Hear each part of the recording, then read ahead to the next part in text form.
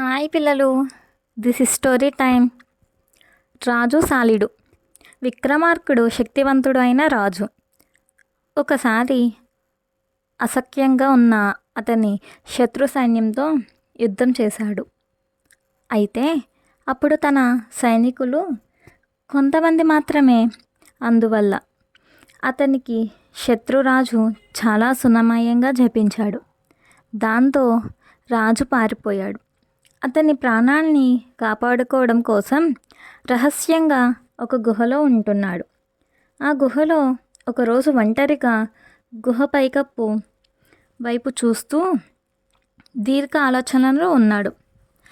ఆ సమయంలో ఒక సాలీడు తన గూడిని కట్టుకునే ప్రయత్నం చేస్తూ ఉంది.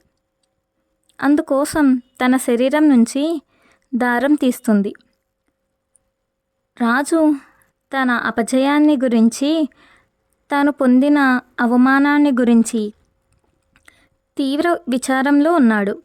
సాలీడు గూడు కట్టే ప్రయత్నంలో అనేకసార్లు కింద పడడం, గూడు మొత్తం చెదిరిపోవడం, మళ్ళీ అది ఆ ప్రయత్నాన్ని మొదలుపెట్టడం రాజు చూస్తూ ఉన్నాడు.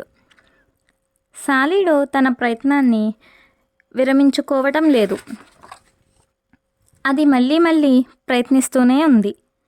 చివరిగా విజయవంతురాలు అయింది. అందమైన సాలీడు నిర్మించుకుంది.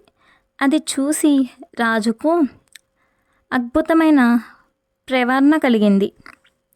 అది రాజుకు ఒక పాఠం నేర్పింది. కేవలం ఒక చిన్న కీటకమైన సాలీడు కూడా తన అపజయాన్ని అంగీకరించడానికి సిద్ధంగా లేదు. అటువంటప్పుడు గొప్ప రాజునైన నేను అపజయాన్ని ఎందుకు అంగీకరించాలి అని అనుకున్నాడు. ఆ మరుక్షణమే అతనికి విపరీతమైన శక్తి, ధైర్యం వచ్చాయి. దాంతో అతను శత్రువుపై యుద్ధం చేసి గెలవాలి అని నిర్ణయించుకున్నాడు. అందుకోసం వెంటనే సైన్యాన్ని సమీకరించే ప్రయత్నం చేశాడు. ఆ ప్రయత్నం ముగిసిన తర్వాత సైన్యంతో శత్రువుపై యుద్ధం ప్రకటించాడు.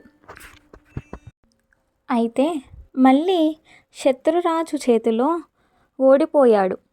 కానీ సాలీడు ప్రేరణ మళ్ళీ అనేక పర్యాయాలు తన శత్రువుతో యుద్ధం చేసి ఓడి చివరకు విజయం సాధించాడు. చిన్న కీటకం కూడా మనల్ని చైతన్యపరచవచ్చు అనటానికి ఈ రాజు కథ ఒక ఉదాహరణ. Like and subscribe.